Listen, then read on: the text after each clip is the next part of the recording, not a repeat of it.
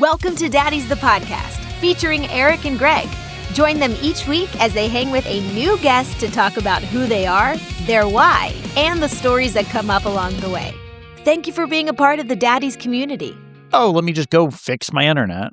No, Well, exactly. And it's funny too because like we shot an episode before, and so like we did the whole thing, and we kind of knew that like the sound was like cutting in and out, but Eric and I weren't good at saying stuff yet.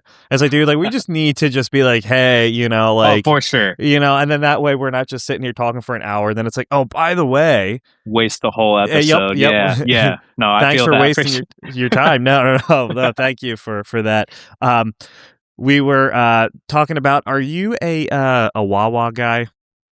I'm actually a Sheets guy, which if you guys know Sheets or not, Yes. but that's the home field advantage here for us. So we have, a bunch of them all over the place and 24/7. It's my weakness for sure. I mean, I love going there and getting their MTO, they call her, made to order, 24/7 of all the delicious fried food treats or coffee drinks that you can handle. So that's my spot. Is Sheets like, I don't know why I always just assumed it was like a Maryland thing. Is that?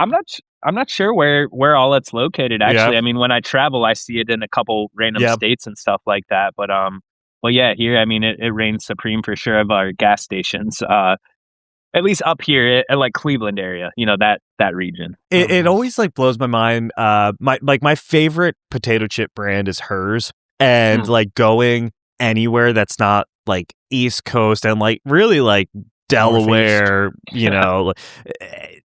you just can't get them. You can't get them unless you go to Wawa.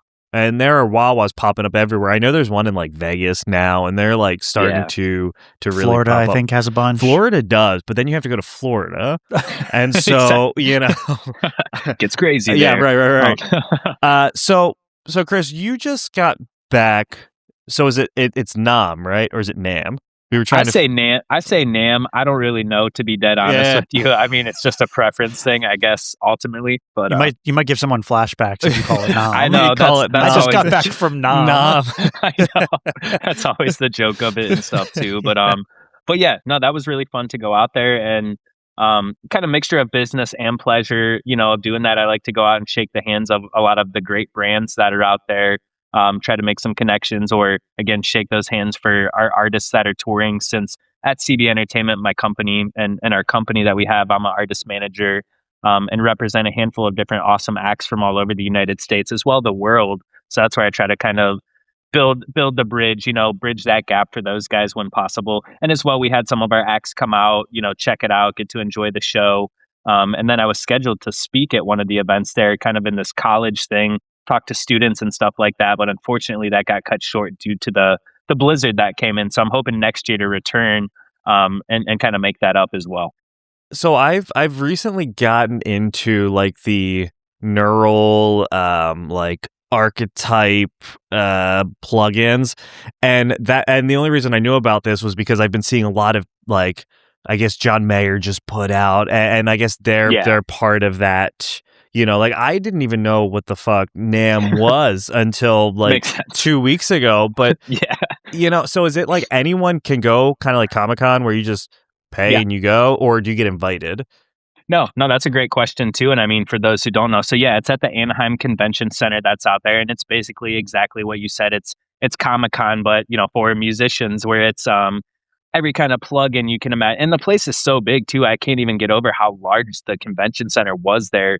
I've thought I've seen, it all, but going through there, it was like every plug-in, microphone, every instrument, everything you can imagine, pedals, and it's available for anybody to go to. So obviously if you're, a musician or you have a partnership, endorsements, things like that, they'll get you a badge for free, most cases, to be able to attend or even come showcase, gear, play for them, do things like that at the booths. And then if you're just an average, person who enjoys music too, you can grab a badge, go attend for the few days and weekend. And they have tons of famous artists that come and do, like John 5 was there doing a guitar seminar, and there's like Ray Luzier from Korn, the drummer, was there doing a drum thing. So like you can pop through all those things, I think included for the most part as well with your badge, and kind of get all of that as well, to take it in. So it's pretty cool. Yeah, that's what I was curious if it's I know with Comic-Con, you may be able to brush up sometimes with like, royalty and with celebs. So I don't know if it was the same thing, but just the music world. So that's cool. We have totally.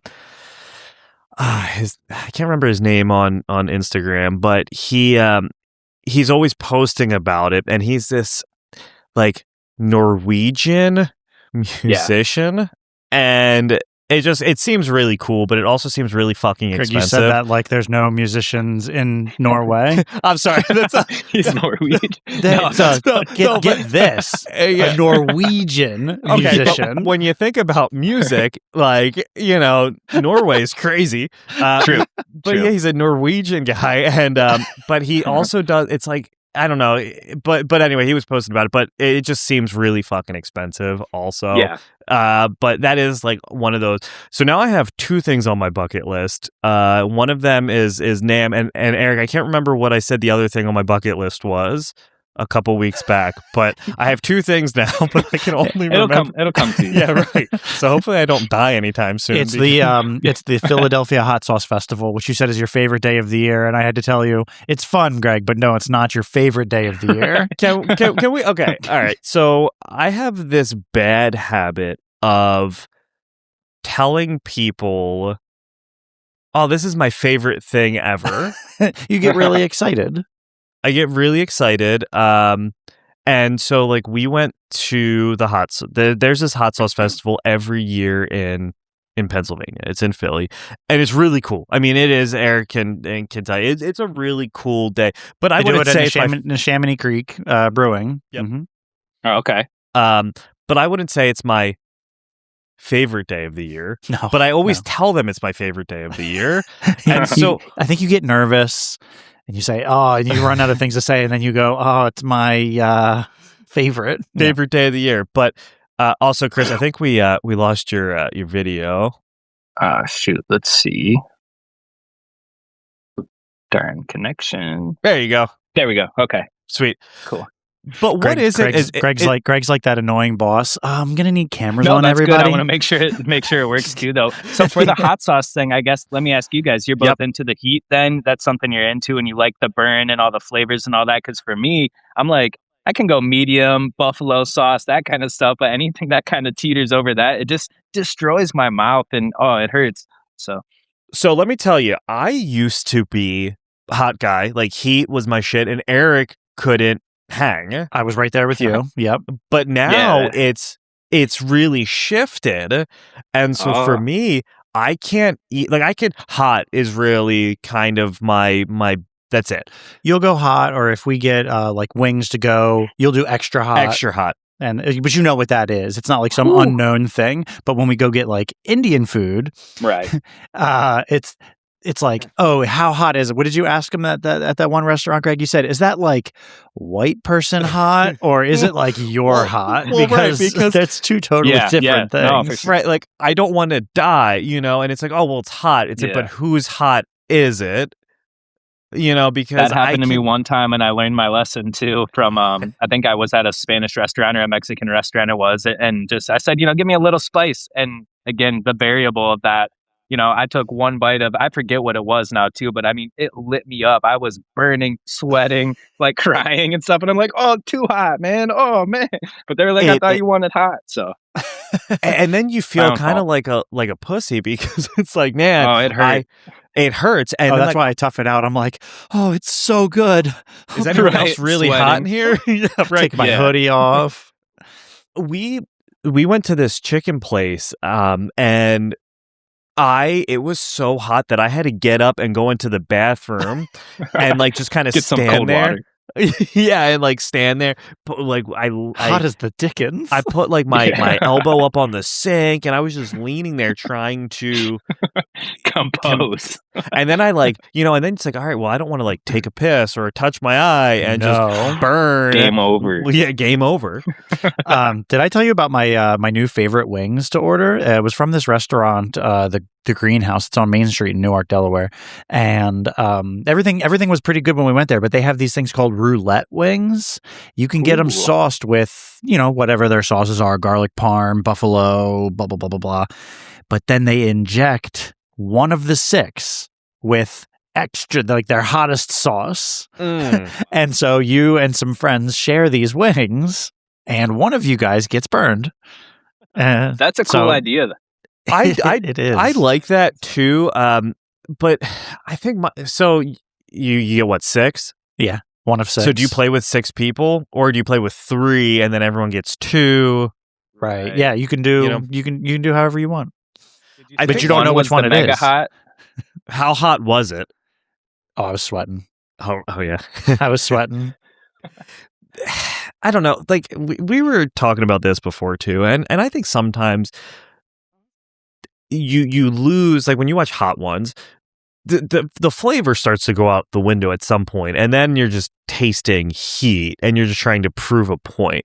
At some point, it doesn't taste good anymore. You know, when you start saying, "Oh, this is suicide. This right here is the homicide. This is the serial killer." It's not good anymore. I think you just hit a level where your mouth now hurts. Like it doesn't really matter if the next one isn't as hot. You wouldn't know because your mouth is you're just no in pain. Flavor. Yeah, it's just pure burn. But I mean, you think about who was it, Sean Evans, and like how Hot Ones is huge. That dude can get anyone he wants on that show. Yeah, and Elmo was just on Hot Ones. Oh, did he eat any wings? No. So he was with someone from, I guess, Sesame Street, and had him eat the wings because Eric, Elmo is a puppet. Oh wait, yeah, really? I know. Yeah, this is me hearing this for the first time. So, Chris, can we tell you a story? Apparently, I don't know if you've ever been on the set of Sesame Street. I have not. Yeah, same. But Eric and I are trying, and we're like almost there. Maybe that's good. But apparently, when you're talking to, I guess they're considered Muppets, right? Yeah. When you're talking to them, even when you see the dude with his hand rammed up Elmo's ass, you still lose sense of the person there, and it's like this like magical sense of talking to Elmo. And like that blows my mind, but apparently it's this like just legit magical place, and I guess they film it in the Bronx in New York. Somewhere in New York, in New York, where they filmed The Sopranos. Like it's such a weird thing, but apparently Sesame Street is the shit, man. So just FYI. I'll leave it at that. No, that's awesome. I've always wanted to check it out. So hopefully you guys get on there. Let me know how it is, or I'll be tuning in. I think Sesame Street is one of those things where no matter who you are, no matter what age you are, there's appreciation for what it is. Oh yeah, absolutely. It's one of those just legendary things or iconic things. At this point for sure, that multi-generations. So. It's fascinating too for me. I mean, we've been watching. My daughter is 5; she's about to turn 6, and my son is 3. And we've been rewatching not old cartoons but old Disney Channel movies.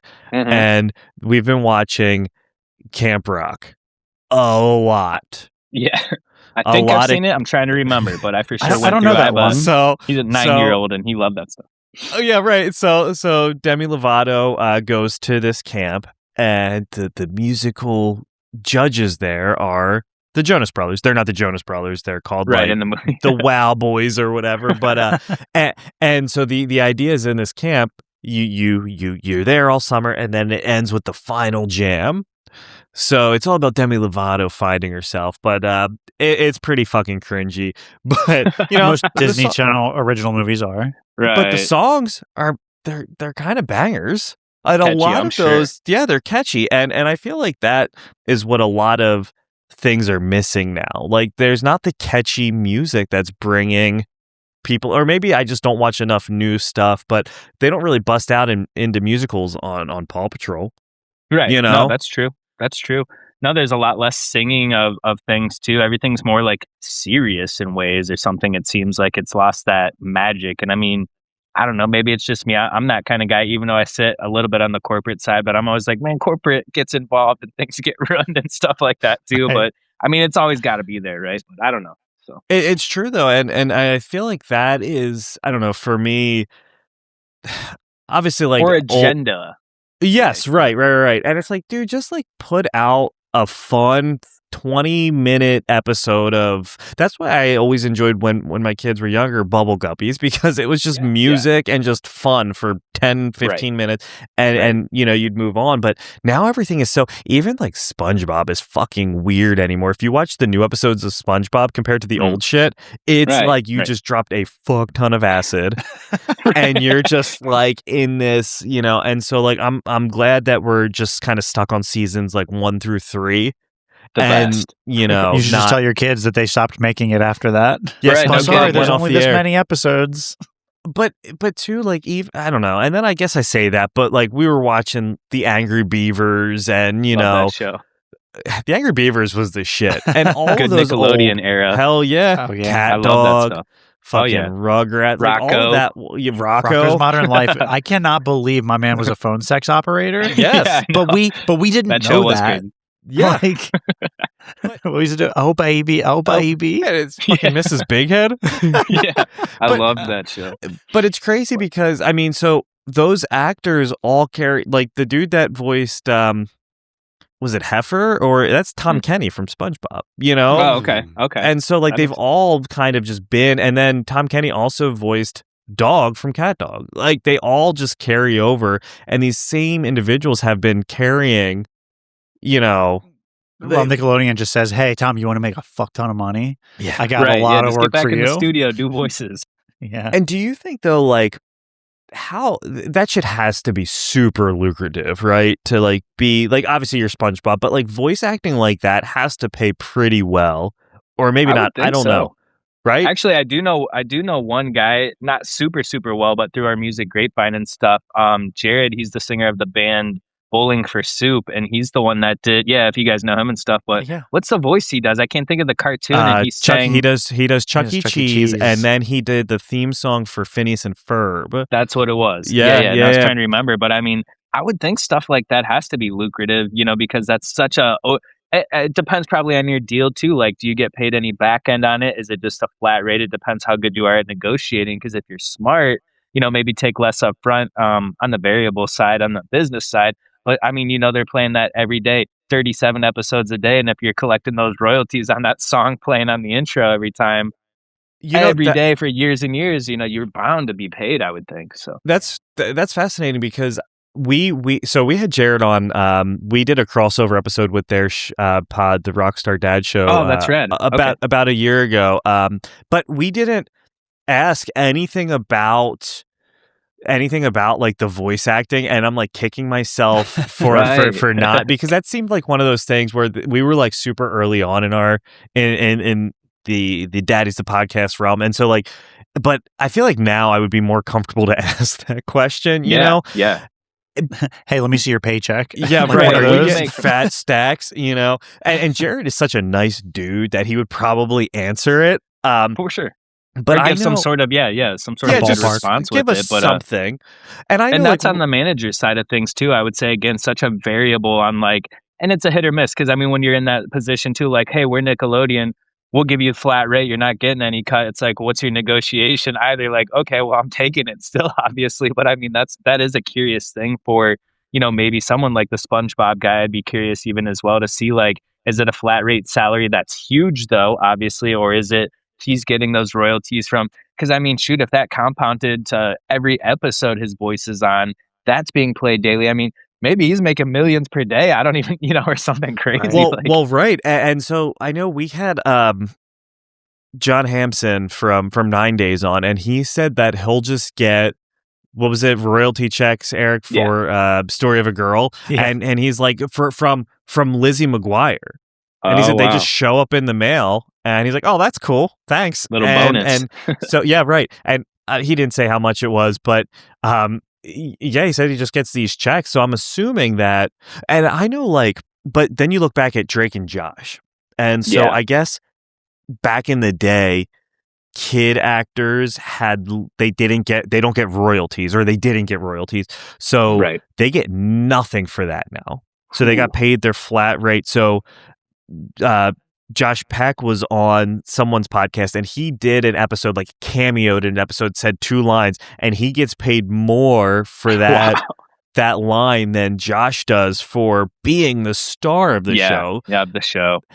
It's like that sometimes. It's pretty crazy. I mean, the same with movies probably too, I would assume in their own way, depending on like who you are and the what's, but interesting.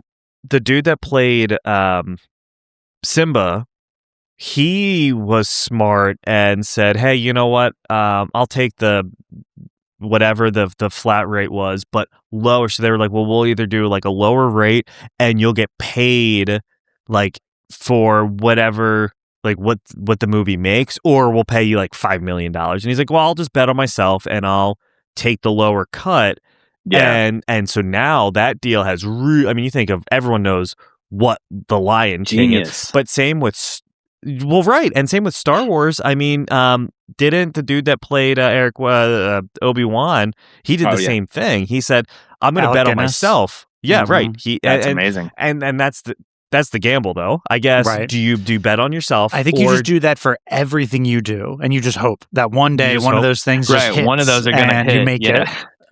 That's true. But that's true. I mean, I feel like that's tough, though. Like, Chris, you're a musician, so I feel like if someone came to you right now and they were like, "All right, I'll give you $5 million," or that's a really hard. You dangle money in someone's face like that. I mean, we all have a cost. No, for sure, 1,000%. And I mean, I think again, so many variables on the case and thing, and point of time being, I guess it would be one of those for me. Like my manager brain would be like, is it enough that we could go do something with? If we took the upfront to like double that up or do something and invest in and like comfortable and do something smart, or cut it in half to where it could be the best of both worlds. In a way, if it was 5 mil, maybe we take 1.5 advance and like a percentage. So, I'm just spitballing random numbers and shit, but like something like that where like you still got a little something there to work with, but it's not too much. And then you got your extra in your future type of a thing in a perfect world. But yeah, stuff like that, it is a variable. Right. I did get to work one time with Hardee's and Carl's Jr. on a commercial, and it wasn't all my doing, but being a part of it with Pantera some years ago. And that was pretty interesting to see how that went. And that was kind of like a licensing type of a situation where they wanted to use the Pantera song on their commercial for one of their new burgers. So once that got approved and got the clearance and stuff, it was a straight licensing. I don't think there was any royalties, and again, the number and all that stuff, whatever, but that was a flat rate, and it was like, we're allowed to use your song, play this commercial anytime we want for one whole year. We're going to give you this amount of fee.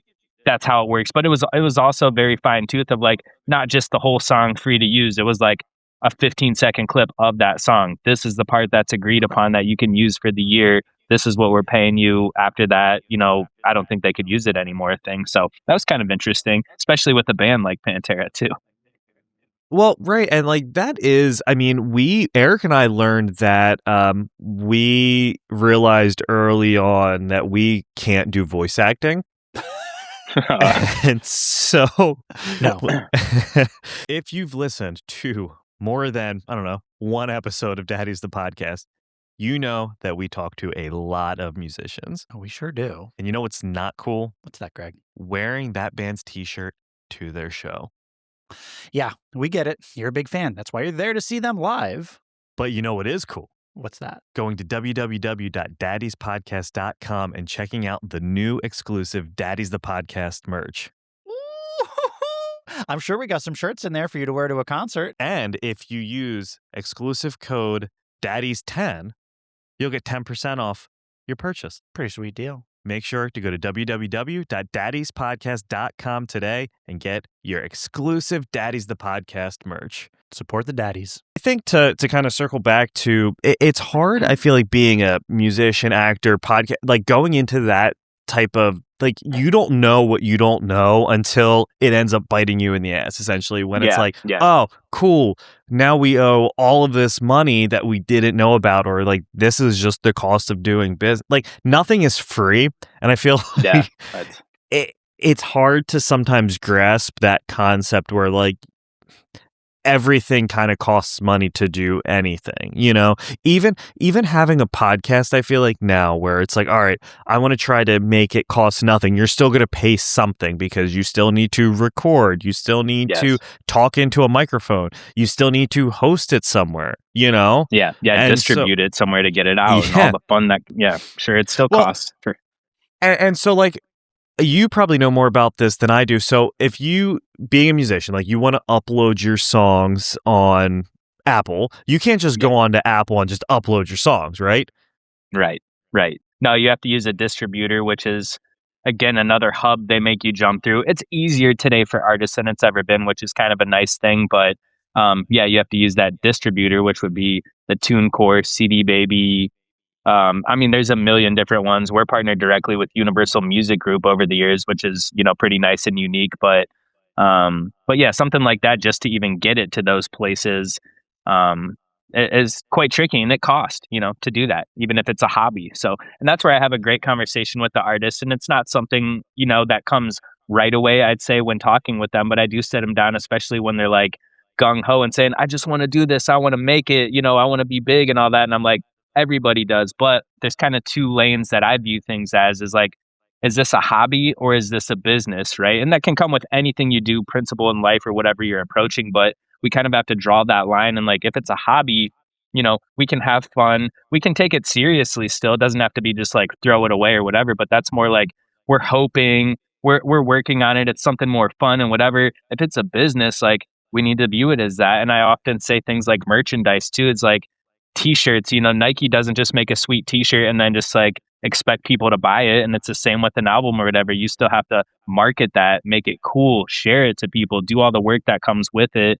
And that's where artists often are like not business minded, or they just don't fully think through that. So that's where I try to instill to them, teach them, show them, like, if you want this to be a business, we have to kind of operate as a business, think business minded. Although it is music, you have to be able to put the business hat on, for the certain things for it to be able to try to work in a perfect world. Isn't it the case that with most bands, there's like just one guy, he's like, hey, this is the business guy. He takes care of all the bookings or the sales of the merchandise or organizing all this stuff. And everybody else from the band is just like, oh yeah, thanks. So it's not true. For everyone. No, that's 1,000% true. And I always hope that there's at least that one guy from every band. I'd say high 90 percentile. There usually is at least the one that you can like have those meetings with as the day to day, talk to them. They get it. Sometimes you'll get lucky and there's a few, doing different things within the group and stuff like that. But nonetheless, we still try to just have those conversations and make everybody understand on the same page too, of kind of what it is, whatever we're dealing with too. So that way nobody's in the dark. And I found that's something really nice and helpful too for all the members to just kind of somewhat try to know, Yeah, I feel like that's got to really be challenging when no one is kind of business oriented and everyone just wants to have just do the music. I just want to do the music. Is there like one position in the band who's most dominantly that person? Hard to say on that. Vocalists are usually pretty good at kind of being the leaders, and it might be just the vocalist sing or the ego. I don't know, without the rough ego side of things, but usually pretty good with that type of thing, I've noticed. Or guitar players, for some reason, it's often the guitar guys that seem to dive in and have a pretty good grasp on things for whatever reason. So I love the business side of things. I think it's kind of fun to do the navigation. But Eric is going to take over our merch distribution. So we were using like the print, the made to order, direct ship. We didn't have to touch any merchandise. Yep. Sure. And it was costing us so much money to like, you've dealt with this. So like, oh yeah. Is it worth it to have the print on demand or to hold your own inventory and just have someone shipping it through pirate ship or whatever as people are making these orders? Yeah, that's honestly a super great question and something I go over with our bands literally all the time. And I used to be on one side because I also own a printing shop and a printing company here in Akron, Ohio, but it's not to sell on that. But depends what you're going to be doing, I'd say. So like if you're going to be touring, playing shows, doing stuff like that, it definitely makes more sense to order, the bulk of like what would be 50 of that design and have that for yourself or something because you'll get it cheaper. However, in a case where you're a growing artist, maybe a growing brand or podcast, even for a lot of things I do for myself, even though it costs more, I say go with the direct to garment printing, the one-offs, because number one, you don't have to touch it. There's no customer service involved if you use the right company. It literally ships, goes right to the customer. And I mean, if you sell one or two, it's still a hassle. You got to still pack it. You got to ship it. You got to drive down the street to the post office. You got to still fill out the form or do whatever it is. And like, time is valuable. You know, that's like the most valuable thing you can ever get or buy. So it's more so like, I find giving away an extra $1 is worth that time to me, you know, at the end of the day, unless I'm like, whatever it would be. But then also on that, it doesn't limit your options, right? Because you don't just have, now we have only a black t-shirt with our logo print on it, and then you run out of sizes, and that happens to every band, every artist, every person. Oh shoot, I only have a medium left. Oh, we only have one small, 2 XLs left. And then people don't want them just because it's not their size. You end up with a batch of 8 shirts left over that never sell. They, you know, get given away, wasted money or whatever. So I say print on demand, figure out a sweet spot. You know, an average print on demand's like 10 or 12 bucks for a shirt. Sell it for 25 all day. I mean, that's the average price of what a shirt's going for. So it still allows that double up rate. Customer pays the shipping, so that doesn't come out of, you know, our pocket, your pocket.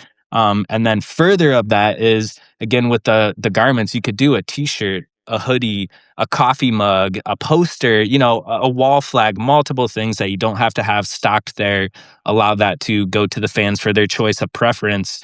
And then you find what works. You know, if these 3 designs work, you can keep those or keep them in the mix or whatever. If they don't, phase the stuff out and you can drop new stuff into there and, you know, new rollouts and stuff like that. So that's where my mind's adjusted into the print on demand world because of that type of thing.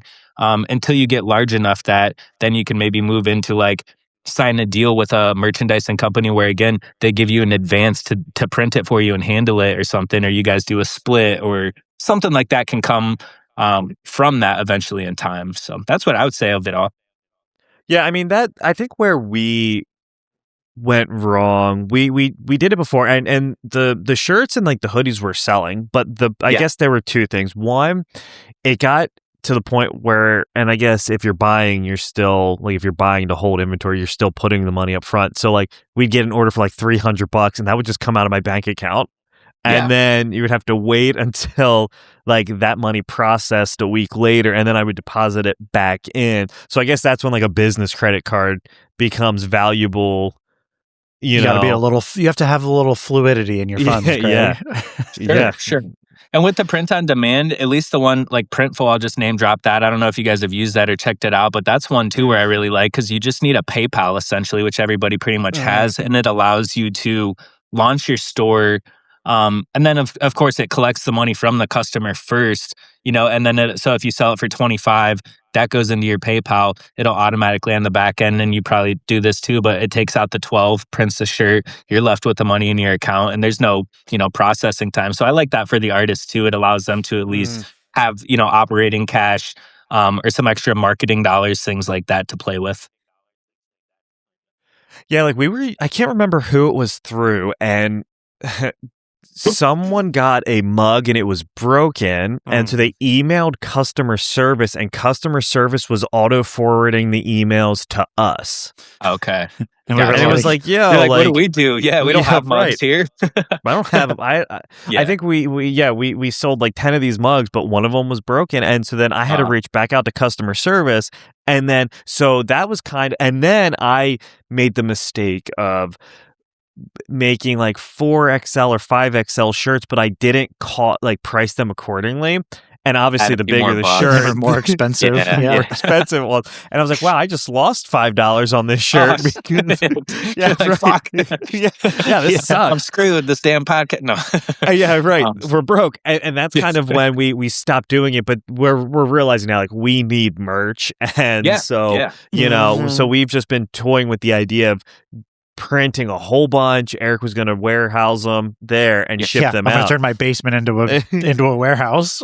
But also, like, then you have to put the money up front to get it. Well, I just got this brand new credit card with a $30,000 credit line, so I can buy all the shirts, Greg. No, yeah, exactly. No, hit me up, and I'll hook you guys up for a great deal on all that merch you need physical. But we need.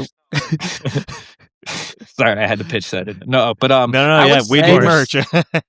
I would say I mean, that depends on you and how much you sell and how much hassle you want and all that kind of stuff. But the print on demand, and then you can do other cool things too. Like if you want to spend a few dollars instead of having it be like a big cartel. Again, I'm not sure what you have, but like $10 a month, you can actually have your own URL of whatever it is, or tie that in. So there's little bonus things that you can utilize, coupon codes.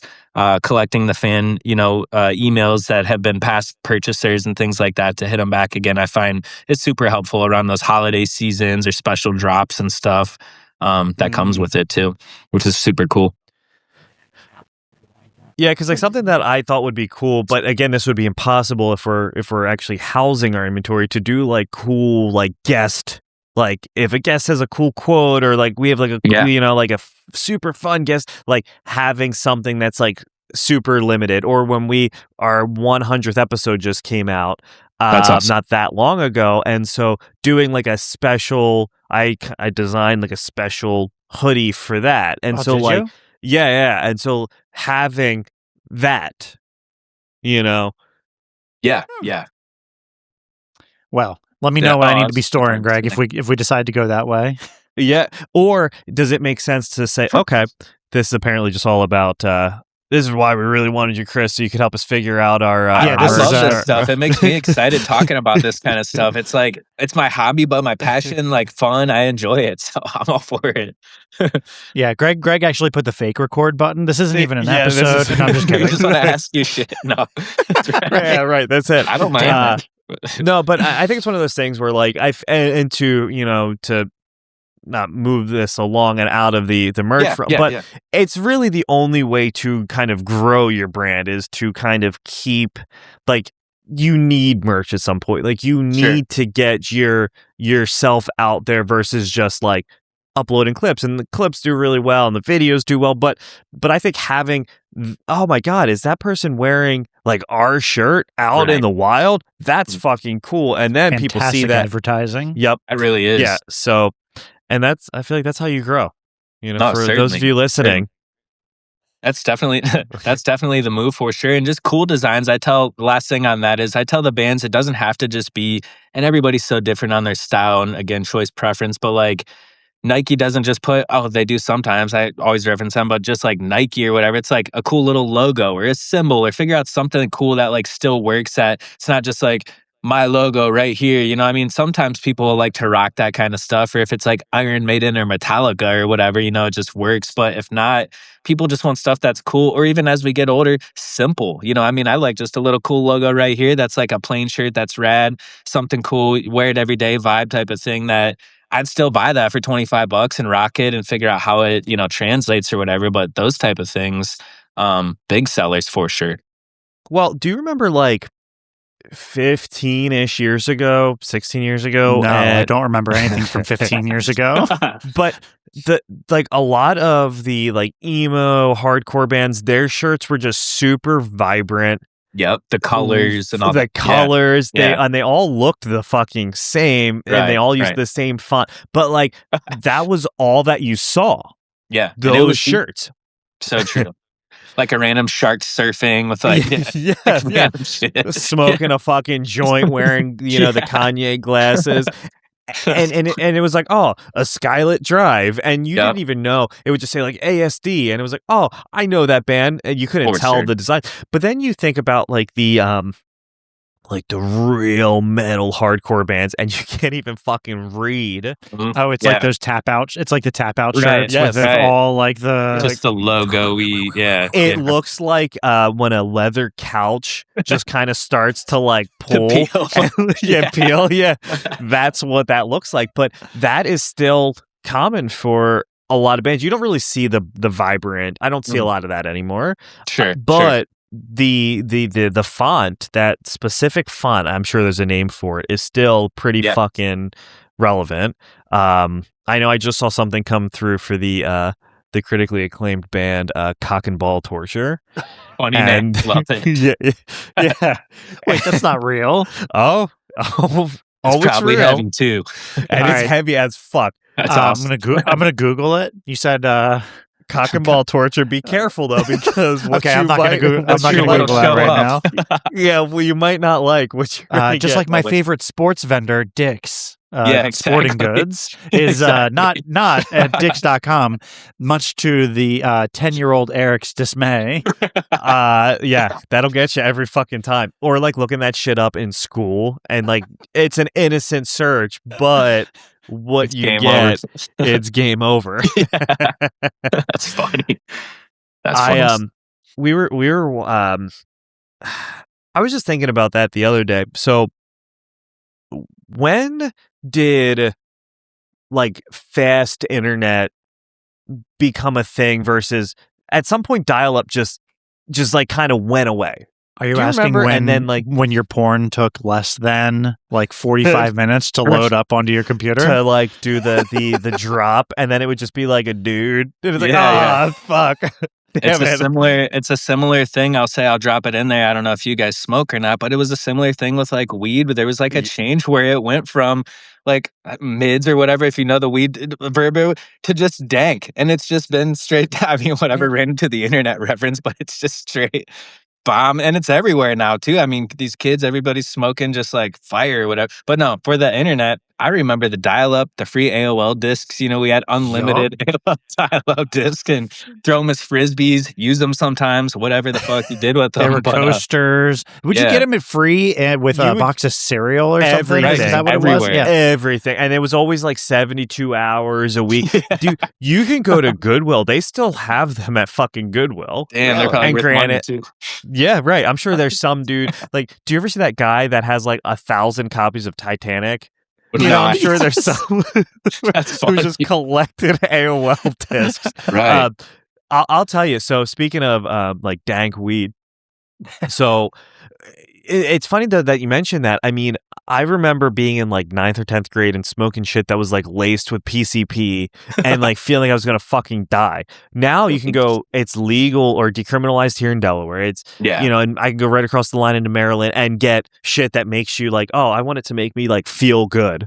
and you don't have to worry about the paranoia and That's true. you know, all the shit that goes along with it. Eric and I took a trip out in 2019, right before It was COVID November hit. of 2019, yeah. And weed was already like It was decriminalized, legal, Yeah, whatever yeah. out there. And they have like a what was it? Almost like a It was like DoorDash, but the for dude- weed. with weed. Nice. That's funny. And- Tread. Yeah, well, right. And so this dude, we're sitting there at this fucking hole in the wall restaurant. This dude rolls up, "Yo, you Greg? Let me see your ID." And he gave me this.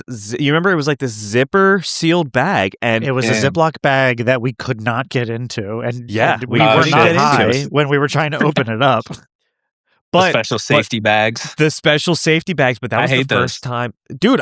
We couldn't figure it out, and we were sitting there, and we were like, it took us a good 10 minutes, and we finally got it open. And that was the first time dealing with weed that I didn't get from some shady fucking dude in science class. You know, like Right, it was like right. legit. And I've never been so high. You were destroyed. Actually, whenever you Destroyed. call me, the picture of you, I snapped a picture. So we get into the That's elevator. So here was our situation. We were staying in a hotel room, and like you could buy it and you can legally smoke it, but you can't do it in public, and you also Right. can't do it in a hotel room. So Yeah, where that'd be were we freaking- to do this?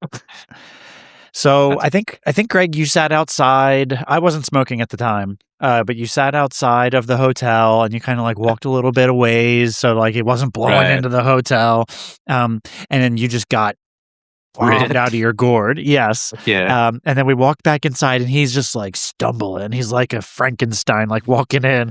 And then we go, and him and I, we both get in the elevator. I'm like his handler. And then this other guy, I hold the door for this guy, and I shouldn't have, because then Greg's just, and he stands like in front of us, and he's facing the door, and Greg's just behind him, like Right. he's Just about to explode. And Those are the the guy fun gets out times. I on the love that second shit. floor. Yeah. Hell yeah. The guy gets out on the second floor. We're on the third floor. And as soon as the door closes behind that guy, he goes, "Do you think he noticed?" He's like, that dude is ripped. Oh, Well, God. And it's funny because like we were walking through fucking Inglewood or wherever, and everyone was just out front smoking on fucking Ripping. washers. Dude, they were like, that's the first time I've ever been anywhere where there are just like washers out front that people are just sitting on like fucking chairs Right. and just you know, chilling. getting fucking high. And we walked into like a fucking Walgreens and some dude was just ripping a bong. No we were way. in yeah. Wow. And then there was like so Hollywood, we've realized, is just New York, like Times Square, but Yep. warm. but warm. For sure. It's Just the same lawless fucking land. thing. Yes. And dude, you have like motherfuckers giving $50, I'll tattoo you. It's also a clothing shop, but I'll tattoo you right here too. And it's like, yo, what the fuck? Like, I'm not trying to get hepatitis. Free on this. hepatitis. Yeah, free tattoos. hepatitis. Down on Hollywood Boulevard. Yeah. Hell yeah. Yeah. I do have to say, I would much rather be in New York City than I would, I think, in Hollywood. Being honest, I'm an East Coast guy myself, so I mean, I'm all for that 100%. I love the weather, but other than that, I call it Hell A. So Right.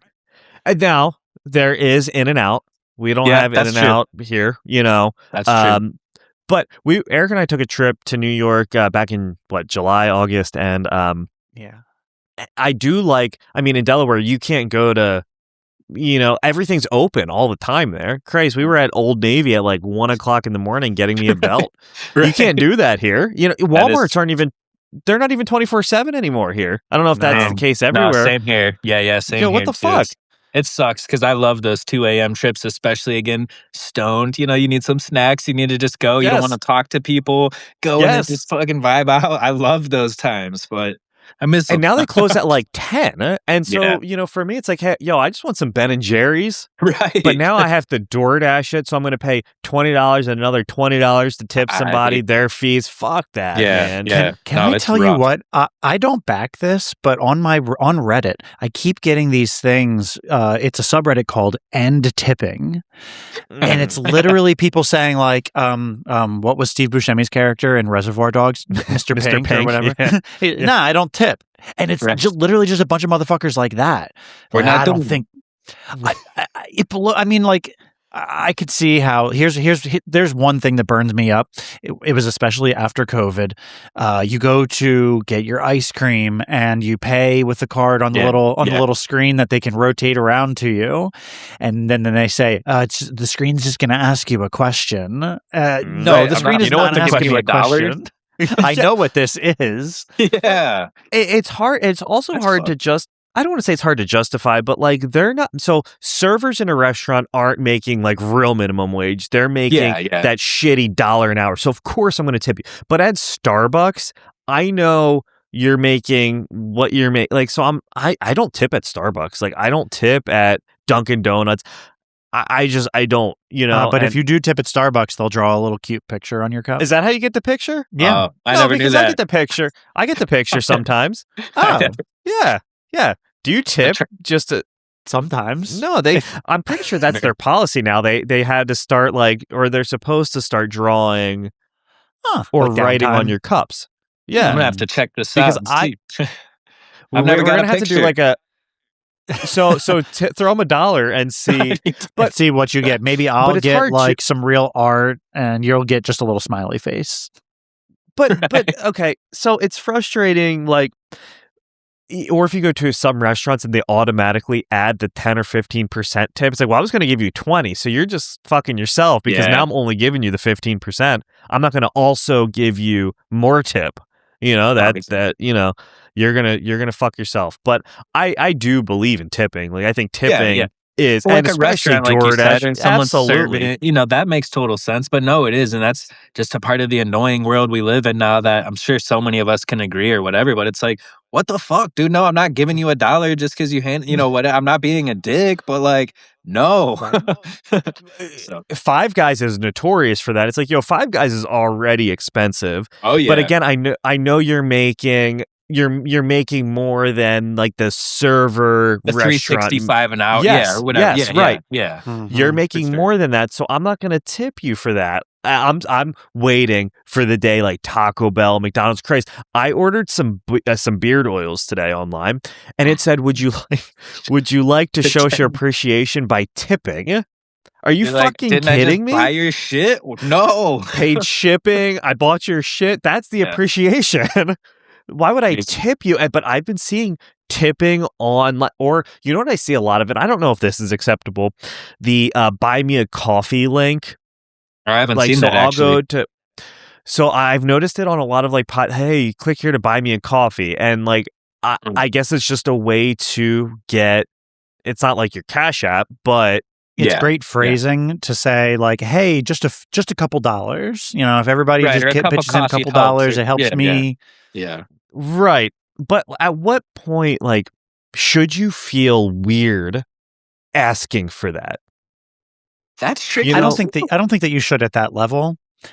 I don't think that, not at that level, because there's some people, like some content creators that I really enjoy, and I think I can feel like how much they put into it, and I'm so cheap, so I don't, but I want to. I want to say, hey, you know, if a couple dollars makes them like, you know, that much better, or maybe they could do this like more full time if more people did this. I'm just so fucking cheap. I just don't.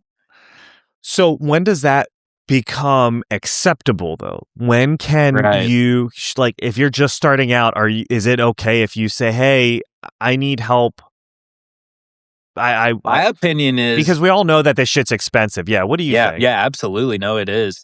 I'd say but it's all about like how you do it and go about it. You know, if you don't seem like you're, oh, give me money, whatever, but more in like a passing to show that you're real about what you're doing, I guess, and people can make their judge of character based on that type of a thing. But that's what I would say, because again, I notice that with musicians a lot is like they'll have merchandise, but if they're not huge yet, they often don't post it a lot. And I'm like, you also have to kind of, I hate to use the word, but like train people's minds to like be supportive or to buy the stuff or whatever.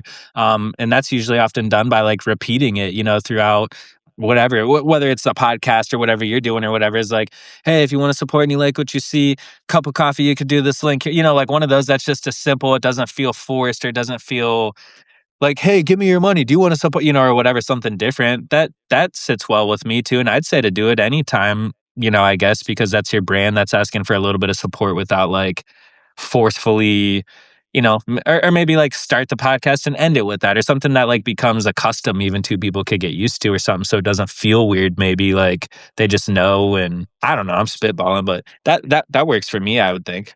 I'd be I'll support that, you know. That makes sense too. I mean, because when I watch podcasts, I don't feel any sort of way when they clip from the convo to go to a little brief, you know, click here to buy new merch, and they're clearly pre-recorded segments. And you know that some of it is like I like the New Heights podcast. I do.